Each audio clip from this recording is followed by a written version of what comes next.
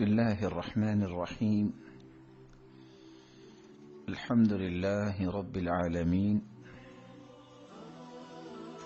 والصلاة والسلام على أشرف الأنبياء وسيد المرسلين، وعلى آله وصحبه أجمعين، أما بعد. عن عبد الله بن مسعود رضي الله عنه عن النبي صلى الله عليه وسلم قال: المرأة عورة، فإذا خرجت استشرفها الشيطان، وأقرب ما تكون المرأة من رحمة ربها وهي في قعر بيتها. سیدنا عبداللہ ابن مسعود رضی اللہ تعالی عنہ روایت کرتے ہیں، رسول اللہ صلی اللہ علیہ وسلم نے فرمایا: المرأة عورہ، عورت پردے کا نام ہے. فإذا خرجت، بس جب وہ اپنے گھر سے نکلتی ہے، استشرفها الشیطان، تو شیطان اس کو گمراہ کرنے کے لیے اس کا پیچھا کرتا ہے. وأقرب ما تكون المرأة من رحمة ربها، اور عورت اپنے رب کی رحمت کی اس وقت زیادہ قریب ہوتی ہے، وهي في قعر بيتها، جب وہ اپنے گھر کی چار دیواری میں ہوتی ہے. رسول اللہ صلی اللہ علیہ وسلم نے عورت کے حجاب کے متعلق اسلامی تصور کو واضح کرتے ہوئے فرمایا: المرأة عورہ، عورت پردے کا نام ہے. آج کی ہماری گفتگو، جس کا محور بھی عورت اور اس کا شرعی پردہ ہے، اس سے قبل کہ ہم یہ موضوع بیان کریں، ہم اس سے پہلے اس بات کو پیش کرنا چاہیں گے کہ اسلام نے عورت کو کس طرح عظمتوں سے نوازا اور کس طرح اسلام نے عورت کی تکریم کی، جس کے تناظر میں ہم دیکھیں گے کہ کن کن اعزازات سے اللہ تعالیٰ نے اسے نوازا اور اس کی ذمہ داری کیا بنتی ہے. رسول اللہ صلی اللہ علیہ وسلم نے جب دنیا کے سامنے اللہ کا پیغام عام کیا تو حالت یہ تھی، کائنات کے اندر عورت کا کوئی مقام نہیں سمجھا جاتا تھا. اللہ رب العزت نے جب اسلام کی دولت سے نوازا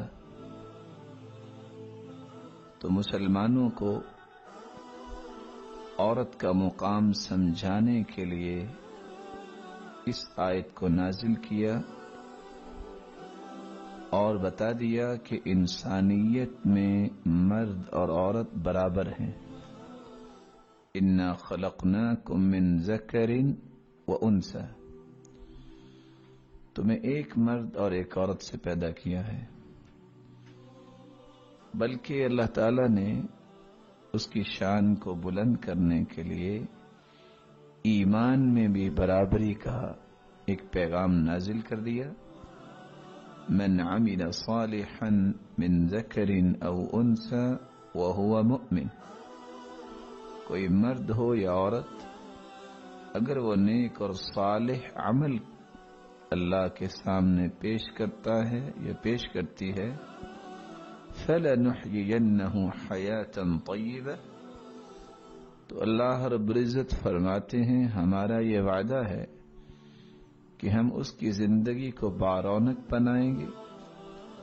وَلَنَجْزِيَنَّهُمْ أَجْرَهُمْ بِأَحْسَنِ مَا كَانُوا يَعْمَلُونَ، اور جو انہوں نے نیک اور صالح اعمال کیے ہیں ان کا ایسا بدلہ عطا فرمائیں گے جو ان کے تصور سے بھی بلند ہوگا۔ اللہ تعالیٰ نے عورت کی شان کو بلند کرنے کے لیے تذکرے میں بھی برابری کر دی۔ جہاں مسلمان مردوں کا تذکرہ ہوا ان المسلمین والمسلمات، وہاں مسلمان عورتوں کا بھی تذکرہ ہوا والمؤمنین والمؤمنات، مومن مرد ہیں تو مومن عورتیں ہیں، والقانتین والقانتات والصادقین والصادقات والصابرین والصابرات۔ سورۃ الاحزاب کی یہ آیت جو 35 ہے، اس نے مسلمانوں کے ایک اور شعور دیا کہ جس طرح تمہارا تذکرہ قرآن مجید میں ہوا ہے برابر عورتوں کا بھی تذکرہ ہوا ہے۔ اتفاق یہ ہے اسلام کی آمد سے پہلے عورت کی حالت کیا تھی؟ ایک عورت کے ساتھ ظلم اتنا ہوتا تھا کہ کسی کی اگر والدہ زندہ ہے، باپ اگر فوت ہو جاتا تو بیٹا ہی اٹھ کے اپنی چادر ماں کے سر پہ ڈالتا اور اسے اپنی بیوی بنا لیتا۔ قرآن مجید نے اس کو ایک تو حرام قرار دیا اور دوسرا یہ بتایا کہ یہ بہیمیت، یہ حیوانیت اسلام جائز نہیں کر سکتا۔ وَلَا تَنْكِحُوا مَا نَكَحَ آبَاؤُكُم مِّنَ النِّسَائِكُمْ إِلَّا مَا قَدْ سَلَفَ۔ ماں کو بیوی بنانا اس سے بڑی حیوانگی کیا ہو سکتی ہے؟ ظلم کی ایک اور جھلک جو ہمیں احادیث سے ملتی ہے، ایک عورت کے ساتھ 10 لوگ شادی کر لیتے، کیا مطلب؟ اسلام نے اس کو حرام قرار دے دیا۔ نسب نامے کی پاکیزگی، حسب و نسب کی پاکیزگی، یہ اسلام کا طرہ امتیاز ہے، اسلام نے اس کو حرام قرار دے دیا۔ اور حالت یہ تھی، رومی تو یہ کہتے تھے عورت کے بارے میں کہ یہ عورت سلعۃ تباع وتشترى، اس کی کوئی حیثیت نہیں۔ جس طرح بازار اور منڈی میں بقیہ ساز و سامان خریدا جاتا ہے اور بیچا جاتا ہے، اسی طرح اس کی بھی خرید و فروخت کی جا سکتی ہے۔ اور اغریق تو یہ کہتے تھے وَهِيَ جُرْثُومَةٌ خَبِيثَةٌ، یہ ایک خبیث جرثومہ ہے معاشرے کے اندر۔ اور آپ حیران ہوں گے کہنے والے کون تھے؟ مرد ہی تھے۔ آخر وہ بھی تو کسی عورت کے بیٹے تھے، آخر ان کی مائیں بھی تو عورتیں ہی تھیں۔ لیکن جب انسان اللہ کے پیغامات کو پسند نہیں کرتا، پھر اس طرح کے حیوانگی کے جذبات اس کے غالب آ جاتے ہیں۔ اس لیے اللہ تعالیٰ نے عورت کی حرمت اور تقدس میں بھی برابری پیش کر دی۔ حرمت علیکم امہاتکم، تم پہ حرام ہے کہ تم ماؤں سے نکاح کرو۔ وبناتکم، اپنی بیٹیوں سے نکاح کرو۔ واخواتکم، اپنی بہنوں سے نکاح کرو۔ وخالاتکم، اپنی خالاؤں سے نکاح۔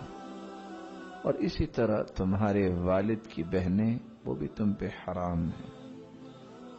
حتیٰ کہ یہ 21 رشتوں کا تذکرہ کیا جس میں رضائی رشتے بھی شامل ہیں، اور فرمایا شادی شدہ عورتوں سے بھی تم نکاح نہ کرو۔ یہاں تک وَلَا مُتَّخِذَاتِ أَخْدَانٍ، ایسی عورتیں جو خفیہ دوستیاں بنا لیتی ہیں ان سے بھی نکاح کرنا ایک مسلمان کے لیے ناجائز قرار دے دیا گیا کہ ایسی عورتیں جن کے جذبات اور جن کے افکار پاکیزہ نہیں رہے اور انہوں نے خفیہ تعلق کو بنانے کی کوشش کی، ایسی عورتیں بھی اس لائق نہیں کہ ان کو اپنے عقد زوجیت میں لایا جائے جب تک کہ وہ اللہ سے توبہ نہ کر لے اور راہ راست پر نہ آ جائیں، صراط مستقیم پر نہ آ جائیں۔